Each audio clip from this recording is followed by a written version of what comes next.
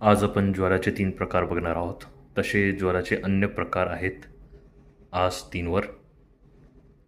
वातज्वर, पित्तज्वर, कफज्वर या तिन्हीचे आपण आज लक्षणावर भर देऊया. वातज्वरामध्ये जृंभा अत्यर्थम समीरनाथ सुश्रुतांनी सांगितलेले उत्तरतंत्रामधले एक श्लोक. या ज्वरामध्ये जांभळ्या प्रमुख प्रमाणे दिसतात.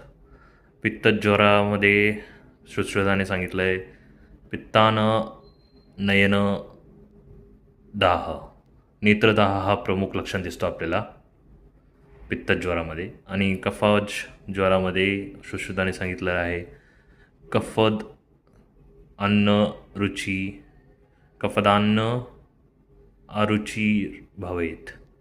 या कफज्वरामध्ये अरुची प्रमुखाने लक्षण दिसते.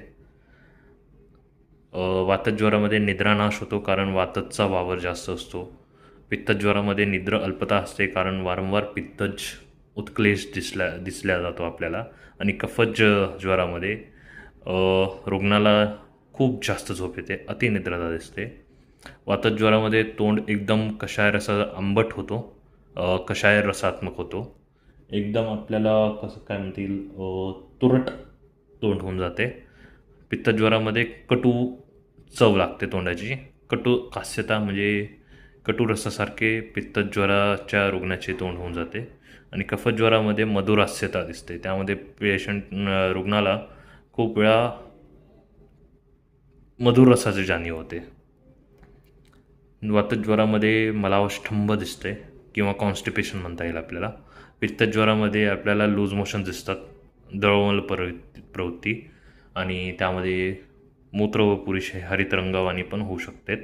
कफज्वरामध्ये आपल्याला दिसतं मूत्र व पुरुष श्वेतवर्णीय. यामध्ये आपण असं म्हणू शकतो कफज्वरामध्ये स्निग्धता जास्त असल्याने चिकट असे पुरुष दिसले जाते.